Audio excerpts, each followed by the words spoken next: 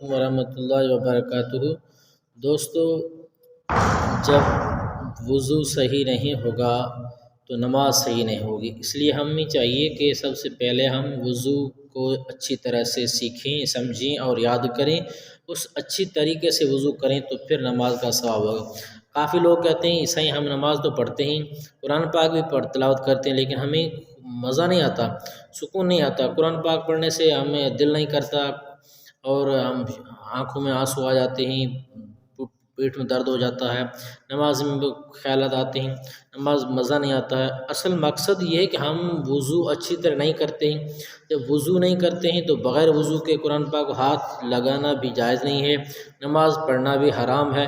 تو سب سے پہلے ہم اچھی طرح سے وضو سیکھیں۔ کہتے ہیں کہ ایک بزرگ جبل پر کھڑے ہو کر بندگی کیا کرتے تھے، تو اس نے کہا کہ آنکھیں دو ہیں، ایک آنکھ سے میں دیکھتا ہوں تو دوسری کا کیوں ضائع کریں ایکسٹرا، اس کو ایک کسی چیز سے بند کر دیا۔ اور اس نے کہا کہ ایک کان سے میں سنتا ہوں تو دوسرے کان کی ضرورت نہیں ہے، ایکسٹرا خرچ ہوتا ہے، تو ایک کان کے اندر روئی بھر دی، اور اس طرح اس نے کام کیا، وضو کرتے نماز پڑھتے تھے۔ تو ایک بار کیا ہوا کہ مدرسے کا بچہ مدرسے سے بھاگ کے وہاں جا رہا تھا، تو اس نے کہا کہ ابھی رات پڑ گئی ہے، میں یہاں کسی کے پاس رہ جاؤں، تو بزرگ کے پاس رات رہنے کے لیے ٹھہرا۔ تو اس بچے نے، مدرسے کے طالب علم نے دیکھا کہ یہ بزرگ وضو کر رہا ہے، ایک آنکھ بند کی ہوئی ہے، ایک کان کو بند کیا ہوا ہے، جب یہ آنکھ کان بند ہیں تو اس پر پانی نہیں پہنچے گا تو وضو کیسے ہوگا؟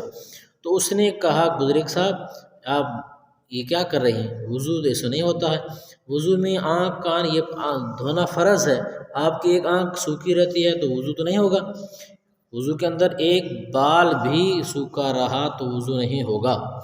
تو اس بزرگ نے اس کی بات مانی، جو آنکھ پر اور کان پر جو روئی تھی وہ اس کو ختم کی، پھر اچھی طرح سے اس طالب علم نے جو بتایا تھا طریقہ، اس طریقے سے اس نے وضو کیا، اچھی طریقے سے وضو کر کے پھر اس بزرگ نے نماز پڑھی۔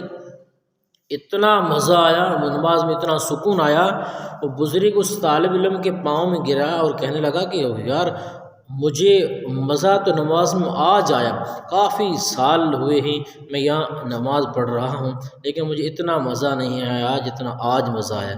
تو اس بچے نے کہا سر آپ اتنے دن بغیر وضو کے نماز پڑھتے تھے، جب وضو ہی نہیں ہوتا تو کیسے مزہ آتا؟ تو بات کہنے کا مقصد یہ ہے کہ اول ہم وضو کو اچھی طرح سیکھیں، سمجھیں، پھر آپ نماز کی تیاری کریں، قرآن پاک کو ہاتھ لگائیں، انشاءاللہ العزیز بہت لطف آئے گا۔ السلام علیکم ورحمۃ اللہ۔